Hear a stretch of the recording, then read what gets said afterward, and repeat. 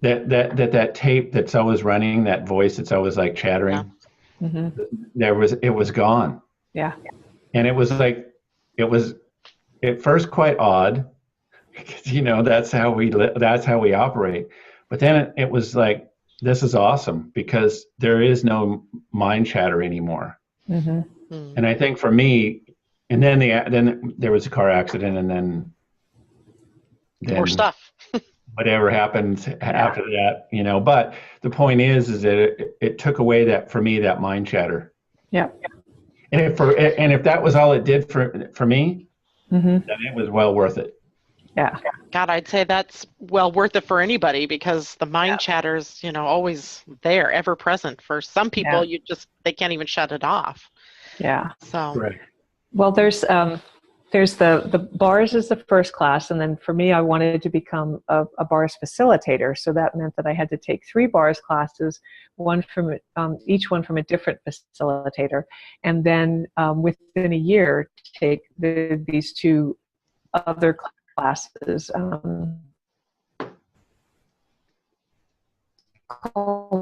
One's foundation, and then the next one is level 1.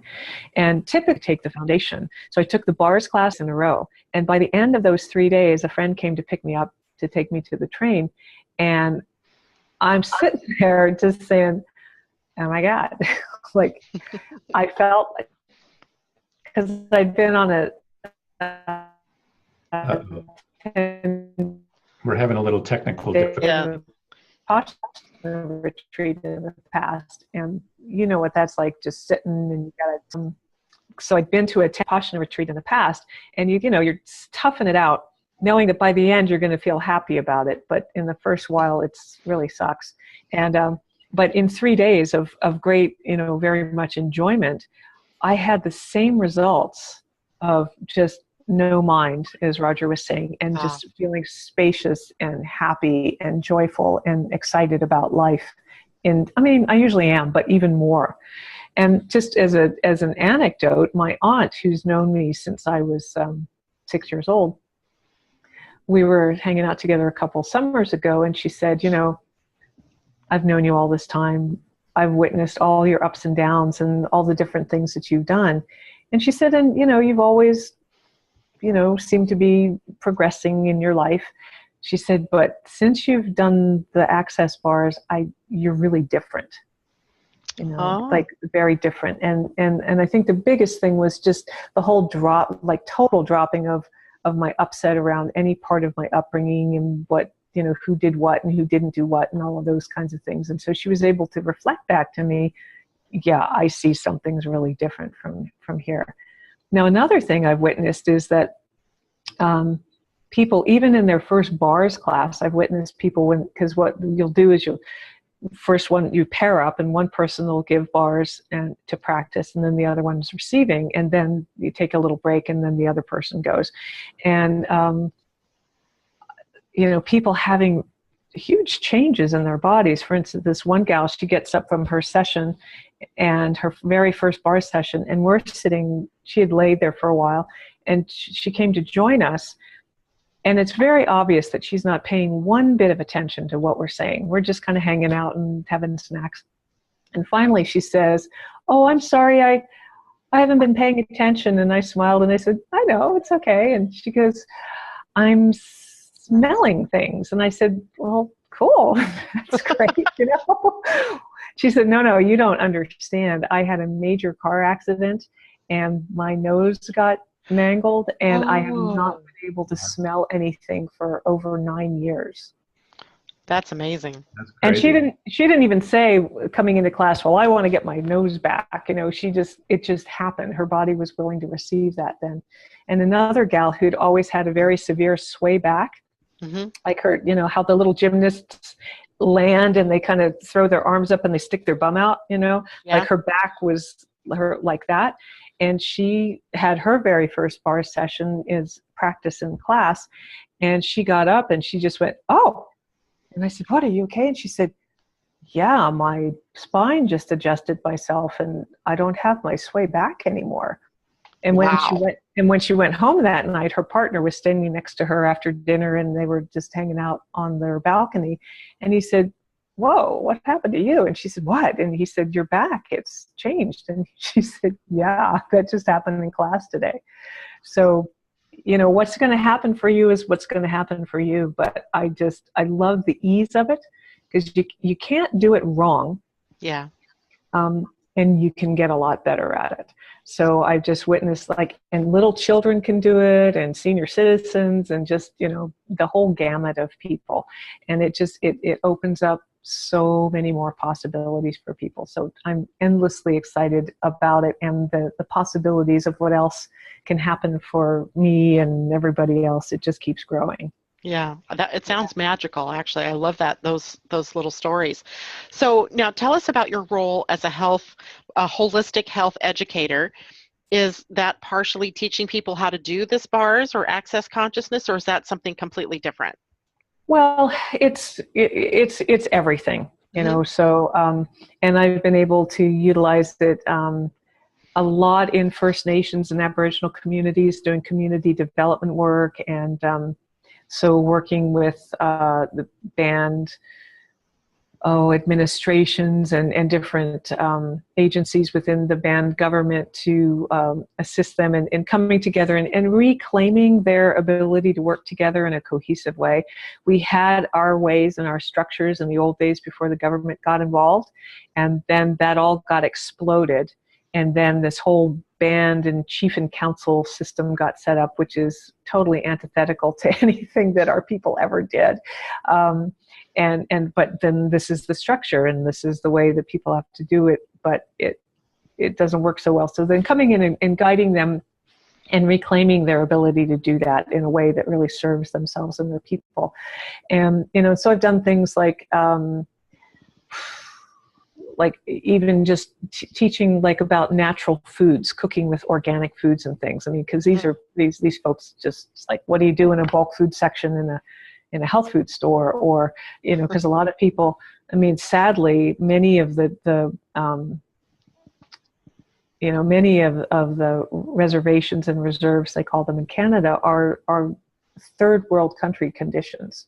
Not all of them everywhere, but many of them are certain, segments of the population are just really in dire straits and very much suffering. So being able to teach them how to eat in a healthy way that isn't too expensive, or how to move their bodies in a way that, it's not, I don't know, like Fitbox or, I don't know, all of those different things, but it doesn't have to be crazy fitness. It's just like PX90. Yeah, PX90, that's the one. Which I'm doing right now. Good for you. It's just that, that's not for everybody. And so how can you move, and how can you make your way of life be exercise, and how can you because that's how we lived in the old days. Our way of life was our exercise, and our people were fit, and there's this famous story about this one guy, I don't know, military man saying to this chief, "Oh, well, we'll move your people in these wagons, because it's a great long, and move them closer to something where they want to go." And the chief, because he said it's a far distance, to walk to go to this place. And the chief said, "We walk half that way just because we enjoy walking." It's not a big deal, you guys. So just a different point of view. Yeah. And so just, the label of holistic health educator is, they chose that label as a way of opening up doors of possibility, so that anything that I'm interested in pretty much fits within that label. And so I've done a lot of counseling and coaching and mentoring and those sorts of things with that. Cool. Nice. Yeah. I really like that title. Yeah. or that, that little, it just means it really is open to being anything that you determine is holistic and healing. Yes. Well, and also education. One of the things I learned in my Catholic schooling was about learning to look up the meanings of words, the etymologies. And the word education comes from the ancient Latin word educare, which wasn't, you're an empty little nothing and we'll pour all this important stuff in you, and then you'll get your diploma because you're full of all of the right stuff now. It was more, it actually means to lead forth or to draw out from, which presupposes that there's already something in there that we can invite to come out. And so it's a way of setting up a situation in which a person can, learn something, but also contribute what they already know, maybe from a different angle. So you see a lot of the young people, whether they're small children or young adults, coming up with some really fascinating new inventions. And they're not even, grown-up scientists yet, but they're just seeing the world in a different way, and they're being willing to explore that, and actually, the art of life. A lot of us got shut down in our elementary school years of, you're not an artist. There's one girl in the class who's the artist and the rest of you suck, basically. But we're all artists and we're all educators and we all have that capacity. And so it's, encouraging each other to bring it out. And so that's what I love doing. Great. So as well as your role as an educator, are you also a personal practitioner? So you're also seeing clients or people on an individual basis? I do that too, yes. And I don't always have a lot of time for doing that. So, people have to schedule in, pretty well in advance. But, and then I also like to, reach more people, so doing larger groups and things I really appreciate and enjoy. But, whatever works, I'm just excited about it all. Wherever the work puts you, it's where you are, right? Yeah, pretty much, and I do, like, for a while I was teaching ballet too, and so I got to work with the little tiny kids, the 3 and 4 year olds, and all the way up to the, I even had some senior citizens in the adult classes and things, and I love that. It's just I travel around so much, it's kind of hard for me to, be able to just stay put in one place and do that anymore. But I miss hanging out with the little kiddos. So I'm just asking the universe, well, what would it take for me to get to play with some more little ones again? Have your kids have kids? Then you have grandchildren. Well, I do. Yeah, my grandson is going to be 2 years old in a few months here. So I can't imagine he wants to do ballet, but No, it doesn't have to be that, but it's just hanging out and playing. It's just fun. Yeah. So if people wanted to get a hold of you or find out more about you, give us an idea of what your website is or how people could reach you. Oh, sure. My website is called medicinewheelsandmore.com.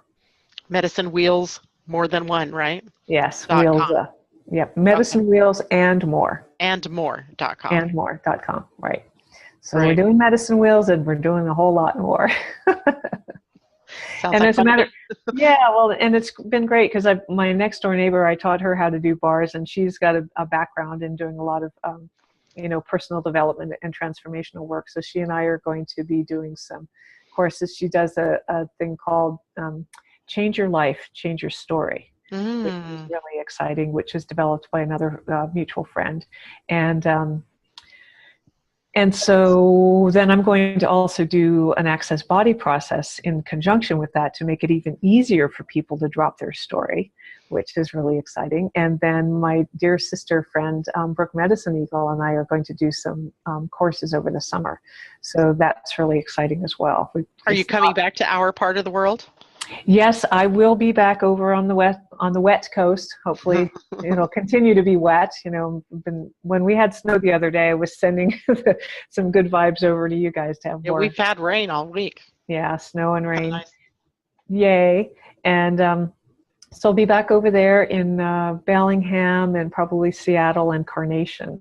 There's a lovely place that I go in Carnation, and looking at doing some events over there as well.